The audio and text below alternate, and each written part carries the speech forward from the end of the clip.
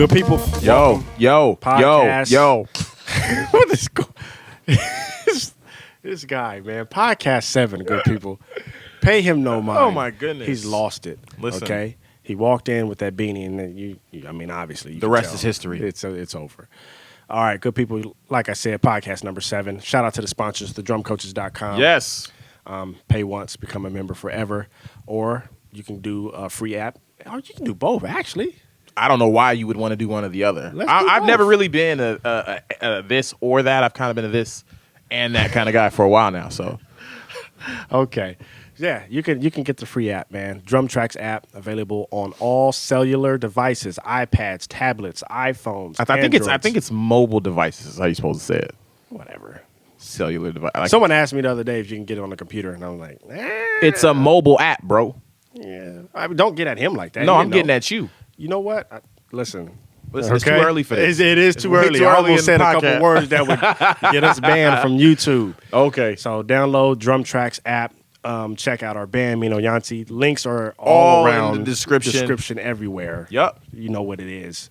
Are the links on SoundCloud and iTunes and, when you upload this as just the audio file or not? Yeah, the links are there too. Oh, so y'all know what it is. If you're listening and you're not watching on YouTube, which you should check out on YouTube if you're just listening, and if you're watching on YouTube, you should just check out to listen because we just need some more streams and views. What I'm saying is if you're watching us on YouTube, listen to it again from SoundCloud or iTunes so it just looks like we get more streams. That's all. And if you're listening on iTunes or on SoundCloud, go watch the YouTube video because we need some more views. We need your help. We need it like y'all did with Drum for Friday and Drum Tip Tuesday. See, when we was giving them lessons and giving them all that for free. Oh, okay. Oh, then they were showing the support. That's when they were showing the love. They were showing the love when they see the drums. It's good. They don't show the support on a free app or the website. Well, listen, I don't want to alienate the people, the 5 people now who watch the podcast all the way through. Listen, see, I got love for those people. We see you. We read the comments and we appreciate. Listen, we didn't write the names down, but we know who you are. It's because of all 5 of you that we continue to do these podcasts today. Yeah, y'all watch them 100 times each. That gives us our 500 views. We'd love to have a lot more reasons. That means more people that watch it all the way to the end. Share it with a friend. Share it with a friend. And listen, if you watch it all the way out to the end and you're on YouTube, leave a comment and let us know that you've watched it all the way to the end, man, because they did that on the last video. I know, but we want other people to do it too, like so we can know that we got more than 5 people that watch it all the way to the end. I think it's like 7. Okay, that's better than 5. That's better than 5. The Lord's number. Oh, okay. 7 days in the week, and there's 7 listeners. You're not going to get no help. It's quiet. Go ahead and cut on that keyboard, Doc. Listen, I would, but we got a podcast to shoot. All right, y'all read the title. Enough with the pleasantries and the semantics. It is performance anxiety. I forget the guy's name, so don't hold me, bruh, because I forgot to write it down. But he left a comment on the last video. We gonna put your name in the video somewhere. In the video somewhere, so we recognize you for the question, man. We appreciate it. And I'll be paraphrasing. I'm not reading it directly from YouTube, but he was just asking if we could do a podcast on performance anxiety. Anxiety, yeah. I don't know what anxiety is. Do you guys know what anxiety is? Listen, I don't know what I was trying to say. I don't know what performance anxiety. I said, and now I'm really gonna mess it up. I was gonna say and excited. That's what I was gonna say. And excited. Performance excited. Excited. And you know what I'm trying to say, man. I'm not gonna try it now. He plays the drums. He's a drum teacher. He's not. Wait, how do you say it? An or ain? It's ANX, right? I know how to spell it. So it's anxiety. Anxiety. Listen, this is not what this is about, but I know it's not nervousness. I know it's not anxiety. Nervousness. It's not egg. It's not How about EGG. This? Performance nervousness. Performance anxiety. Being nervous before you perform or even while you perform. Right. That's what it's all about. And on the comment, he mentioned to the point where sometimes you can't eat before you play. I will start off. I usually start off with a question, but I'm gonna start off with saying, for me, I don't ever eat before I play. Right, typically not too much. I don't do it. It throws me off. Actually, I rather eat after. You don't want that insulin spike and then drop. Yeah, no, I don't do that. So now let's move on to the question: have you ever been nervous before performing? When you were younger, but then more so when as a absolutely. Adult. I mean, I think I talked about one of the most recent times that I was very nervous before performing. In another podcast, and that was at NAMM. Oh yeah, you did. At the Groove Gear situation, because I was thrown into a situation that was on the fly, and it was with Eric Moore and Cody Wright was the bass player that we were playing with, that I was playing with, and Eric had just asked me to play, and then he had told me that we weren't going to do anything, so we didn't rehearse anything, nothing was planned. Then I'm at the show, and he's like, "Hey, we finna go up and do it. Play with us." And I was like, "Well, I'm not going to say no because I wanted to play," but I didn't know what we was doing. And he was like, "Well, Cody's going to do an open solo. I'm going to do an open solo. And then we just going to go into the groove and we going to play this Michael Jackson groove. We're going to go from there." And I'm like, "So are we going to do the bridge? Well, are we going to do what would make you nervous about that? That's not like being in the church. Well, number one, we weren't in church. Because when you're like, when I was growing up in church, when I first started playing, I would be nervous. Well, when you grow up in church, it's different because when you're there every week, you're familiar with the types of songs that people are typically going to sing. So even if it's a song you haven't heard of, and I was playing drums and not playing keys, right? So when you're playing drums, you have like less of a melodic responsibility, and all you have to do is keep time. That sounds like a ploy to try to make an excuse on why keyboard players get paid more than the drummer does. I don't even see how I heard it all in your voice. They heard it too. I don't see how what you're saying is relevant. Pay the drummer what he is owed, and he is owed the same that the keyboard player gets. That's a fact. Now, moving right along. Don't change the subject. Stay on performance nervousness, please.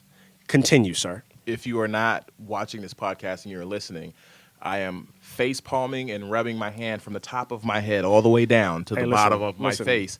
Because he is so ridiculous. Don't explain to them why you are distracted from practicing. Wait, time out. You just listen. This is what he just brought up a whole. Listen, just let me answer the question. That's what he does. Just let me answer. Checking out those other sites, okay, that we discussed on a previous podcast. That's what he does. Okay. Oh, I hope you guys just saw what happened right here. I hope I'm not the only one. Listen, I hope I don't have to break down the tomfoolery that we all just experienced right now. Google Cherokee. He wasn't Googling. Whoa. He wasn't trying to find out about the Indian tribe. Just know that. Okay? Know that. Are you saying that I'm telling a lie? Yes. I don't know what you're talking about. Oh, you don't know now. Okay. Well. Whoa. Moving right along. Moving right along. He's lying to you. Listen. It wasn't the Indian tribe. That's all I'm saying. That's all I'm saying. I just feel like I've been hoodwinked and bamboozled, my brother. Like, I don't really know what we're doing here right now. We're talking about the nervousness you experienced when you was coming up as a kid. No, I'm saying, well, we were talking also initially. NAMM. I was talking about the experience I had at NAMM, right? Because that's the most recent one that I already talked about in the podcast. Very nervous though, but the nervousness for me came from not being. I didn't feel like I had time to prep because I feel like the main cure for anxiety, the only thing that you really can do is prepare. And if you can prepare, practice mentally, and it's not just about physically practicing where you know the songs and know the stuff that you're going to play, but mentally preparing, visualizing the performance, seeing the crowd there and trying to create that experience in your mind. Because when you do that, your mind doesn't know the difference between what's actually happening and what you're envisioning in your mind. Because I know, like, most of us have had, like, daydreams or where you're envisioning something in your mind that's so real that you actually begin to emotionally experience it. And it's as if it's actually happening. So if you can prepare like that for your shows, it can help with anxiety because when you actually go to experience it, it won't be the first time you're experiencing it because you have created the experience for yourself multiple times before. But when I was performing with Eric, it was on the spot. Plus, there was a bunch of musicians in the room that I had just met that I have looked up to or been watching from afar for a long time. And I was going to play in front of them, and I didn't feel like I was going to be able to put my best foot forward because I didn't really know what we were going to do. And I was doing this with musicians that we don't normally do. This was like all of our first time playing together in this type of situation. I've played music with Eric before, but playing with Eric and Cody in this type of situation where there's like, okay, I've played with Eric, but I've never played with Cody. Cody's never played with me. I think this is Cody's first time playing with Eric. It's kind of like this just whole like, what's going to happen? The unknown, right? So what was your solution to getting over that nervousness? It was a lot. Was there a solution? It didn't seem like it for a long time, all the way up until the time we started playing. I literally had knots in my stomach. And I just remember having a lot of self-talk, talking to myself, trying to, what? He's a punk. Continue. Continue. First of all, we could test that theory right now. Now he's getting off Or subject. we could test the theory off camera. You see how he's getting off subject? We'll wait till it's off See, this camera. black on black violence has got to stop. That's what's wrong with this country today. Nah, but I was very nervous. But I was talking to myself, trying to not let that overcome. Because you can get to the point where all your hands are shaking or you're super nervous, all those things, and it just gets in the way of your playing. But I remember, and I think I mentioned this in the other podcast when I sat down at the keyboard before we played, because we were just going up right after Israel Houghton's band, they were killing. I just looked at the keys and I had to remind myself that I'm very familiar with this instrument. So it's not like whatever we're going to do, I can find my way around this instrument. And relied on that. So it was still the preparation of just practicing my instrument over the time that I've been practicing that helped me to settle into what was going on. And that was pretty much it. Like, in trying to get out of the way of the music and not force,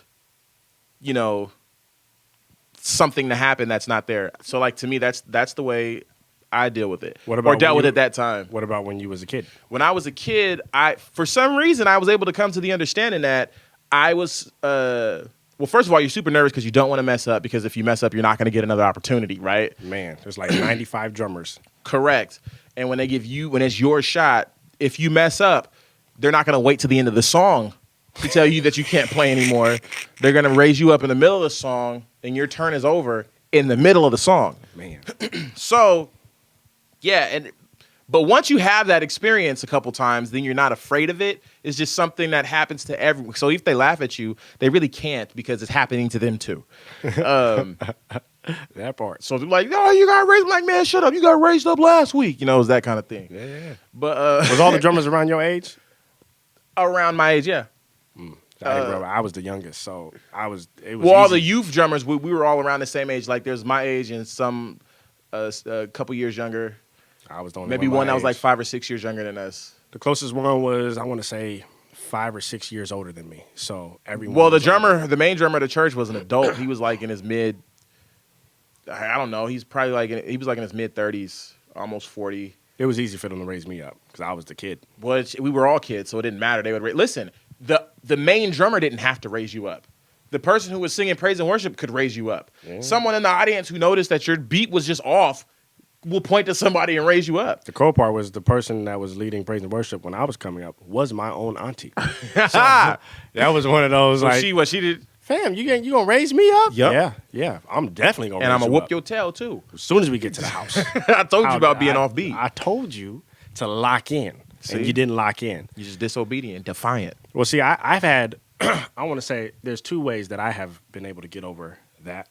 The first way I said not eating, before I get on stage. Yeah. You kind of elaborated on the preparation, making sure you're prepared. But one thing I did for sure, I kind of went into this competition mode just in my own mind, kind of like a Kobe Bryant when he was coming up. Where he says in some of his documentaries, like, "Yo, when I was 18." I would just think I was the best. That's just what I did. I would practice till 3, 4 in the morning, and if no one else is practicing till 3, 4 in the morning, technically I'm getting better than you. That was his mentality. So I just took a piece of that mentality, and before I play, I just get quote unquote kind of cocky, but I know that I'm not cocky because at times I still feel like, man, I'm trash. I'm right, garbage. but it's just like, but before I go on stage, I'm like, oh, I'm the best, and you can't do me better than I can do me. Right, you kind of just get in the zone. Get in the zone, and even if it's like, all right, I know for the first song it's a 16th note groove, or it's just an 8th note groove. In my mind, you can't play 8th notes better than I can. Just to make sure that I'm not nervous. You know what I mean? Right. You can't. So it gives you this confidence and the swag you need. All that I need. I need all that confidence. I need all of that swag, because if I don't, you can hear the nervousness when drummers play or when musicians play. You can hear it, especially when singers sing. For sure, you can go like, you can tell you're a little nervous. Because at the end of the day, confidence is still one of the most attractive traits a human being can have. Go ahead and preach, Bishop. That's just what it is. So it's not about being cocky or arrogant. It's about whatever you got to do to build up that confidence so you can exude that confidence when you're playing. That's what's going to make them feel the groove. I'm telling you, watch a drummer play a 8th note groove like this, and watch the one that's like rocking real hard and playing like you're gonna feel like, oh, he is laying into that groove. He's playing it like he means it. Every note has a purpose. The other thing would be, I actually stole this from Golf Channel, watching some School of Golf. Because you are a cheese ball, but go ahead. Hey, listen, it's grown okay. man's game. Grown man's game. You're definitely 50, Don't be mad because 50 years old. Grown man's game. You're 50 years old in your mind. I got Listen, we chose the wrong sport, okay, when we was coming up. Golf is where it's at, bro. The losers is getting millions of dollars. Anyway, moving right along, one thing they do, or one thing one guy did, was whenever he hit a bad ball, on his way walking to the ball, he would just talk about things that are around him, just saying what they are. Like, oh, the sky is blue, this tree's there, this person's wearing red, or yada, yada, yada. And it has worked with me talking about the drum set. So before I get on stage, I look at the drums, and I just try to pick out what each drum is, what size it is, what kind of cymbal it is. You'd be like, oh, it's a Zildjian. Looks like it's a 22 Zildjian ride. I don't know if it's a custom. Might be K. Might be an A custom. I can't really tell from where I'm standing. Looks like a 10, 12, 14, 16. I wonder what the kick drum is. And I'm saying that as I'm just sitting there waiting to go up. Right. And then as you go up, you get up there like, oh, yeah, okay, cool. We got 10, 12, 14. I was right. 22, look, 22-inch kick drum, that type of thing. And it just kind of settles you. It calms you. Mm-hmm. Where it's kind of like, I'm not really focused on, am I going to be bad? Am I not going to play the parts right? Hopefully I don't mess up. That's not where my focus is. Right, because you're gonna definitely land where you focus. If you I don't know if they can hear you with the mic. Oh, my bad. I said because you're definitely going to land where you focus, because if you are focused on not messing up is where you will be. Absolutely. It's like driving the car and you looking like, at the wall. Don't hit the wall. Don't hit the wall. Don't hit the wall. And you going to hit the wall, bro. Then next thing you know, you're on the 10 o'clock news. And everybody's trying to figure out how you ran into the wall when the street's way over here, bro. Family, like you did when we was on tour and you hit that parked car. What are you talking about? Seymour Bass knows about it. Anyway, I didn't hit the parked car. I didn't even drive. Moving right along. If you don't family, stop making up stories, you know what it is out here. I wasn't even driving when we was on tour. You backed the car up when we was in Texas. No, I didn't. That was you. That was not me. It was him. Okay. Let the record show it was him. Okay. Oh, side note, what do you think of Michael Jackson singing again? I love his voice on all of the favorite records that I love that he makes. And Stevie Wonder? He's a legend. Oh, Mary J. Blige. She is going to be a legend. Oh, okay. What do you think of her singing? I think she's a legend.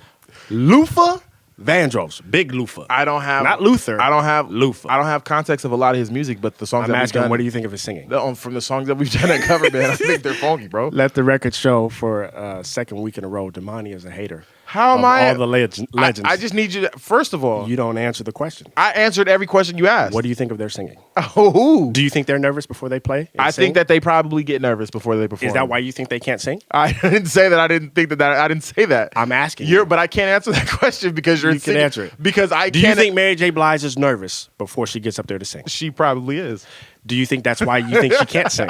I can't answer that question because I don't agree with the premise of the question. Okay, so do you think she can sing? Oh, okay. So that's your real question. No, I'm asking you right now. Do you think she can sing? I think Mary J. Blige is a legend. Yo, y'all see it and y'all hear it. This cat is a hater. He hates all the legends. And he thinks they're nervous. We all know that Mary J. Blige is not like the greatest singer in life, bro. What are you talking about? Yeah. How dare you? She has She washed Jesus' feet. She has songs that a lot of people love. Then I'm not taking nothing away from her success as an artist, but her like just vocals, like... My name is Ben and I ain't in it. Oh, okay. I ain't in it. You over here just bringing up nonsense, talking about the legends in a disrespectful manner. Oh, okay. So, do you like Mary J. Blige's voice? Mary J. Blige is wrong, Brody. What are you talking about? Do you about? think she can sing? I have all of her albums. Are you a fan of her voice? I am a fan. Are you a fan of her voice? I am a fan of everything she does. Are you a fan of her singing? She be in there worshiping. Do you love it when she sings? She needs a keyboard player that can back her up and take her to church. Do you love it when she sings? I love Mary J. Blige. See? And I love it when she sings, and I'm a fan of her singing. And I'm a hater. I just said it. I'm a fan of her singing. He doesn't. I love her singing. Do you like her voice? All of her albums. Do you think that she has a good voice? She has a great voice. Okay. I don't think she has a good voice. She has a fantastic voice. Now how about lying. You see how he just switched? How about you? I told you what I think. Are you nervous right now? No, I'm not. That's what it is. He's nervous. He's not nervous about the backlash he's going to get. I'm not finna get any backlash. Listen, just I'm not talk worried about what's in the backlash. room. Just talk about it. You won't be nervous. You got it. Ask me again. What do you think of Michael Jackson singing?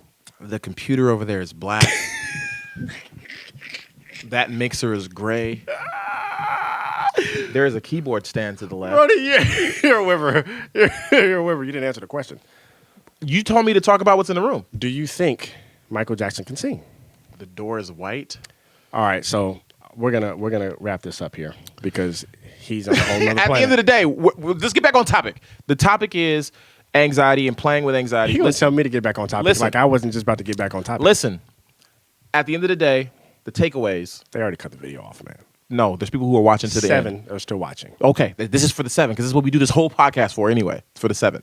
For the few, we continue. The takeaways. Yeah, it's kind of cool not to eat before you play because we don't really eat like that before we play. I eat sometimes, but not like that. Drink water. For sure. But also, I really think one of the main things that is really cool to do is to visualize the performance many times before you actually get there, so that when you get there, it's not the first time you're having that emotional experience of nervousness and anxiety and everything that comes along with it. And another thing that I would suggest doing if you find yourself really nervous is to not try to resist it, but try to take it in, try to lay into it, and try to repurpose it and change it from or re-identify it from being nervousness to excitement. And if you can try to make that switch happen, I don't know how to tell you exactly how to do that. Tell yourself you're the best. Get cocky for a moment. Just do that. Maybe that'll work. It'll work. And you will go from being nervous to being excited, like ready to play. Those are the main things. And also, of course, your preparation, practicing the music, practicing your showmanship, practicing because people don't practice their showmanship. Like that's a whole nother podcast. That could be a whole nother podcast. But don't be afraid. Like if you can play your groove great, but you can't play your groove great and bob your head at the same time, practice it. But okay. We're running out of time. Don't be out here bobbing your head too hard. Okay. Listen, we're gonna make it. That's a whole other podcast. You over here? That's gonna be you over here talking about people who I'm gonna go in are too. going hard like what they're playing is amazing or ridiculously smashing. We've heard a musician here in Northern California call it hard smashing, where you look like what you're doing is killing really hard, no matter how simple or basic it is that you're playing. Family. I'll give you one little joint I saw. Cat was playing 2 and 4 on the hi-hat. And the way this cat was rocking, that was... Listen, he gonna make you feel that 2 and 4 on the hi-hat, though. Somebody was in the audience losing their mind because of the way he was playing that hi-hat on 2 and 4. You gotta stop. This is getting ridiculous. Listen, it's called showmanship. This is a business of entertainment. It's called acting. This is a business of entertainment. Cut it out. You don't like movies? You don't like actors? You don't like Michael Jackson, Mary J. Blige, Stevie Wonder, or Luther Vandross. Who's saying? Listen, I like Luther Vandross. I like Michael Jackson. Matter of fact, Michael Jackson's a legend. Okay. That's it for this podcast. Good people. Thank y'all for tuning in. We'll see you guys on the next one. Hopefully he stops lying by then. Pray for him. Hopefully I stop lying. Yeah, please. No, you stop lying. So when you Google Cherokee, was it for the Indian tribe? Peace.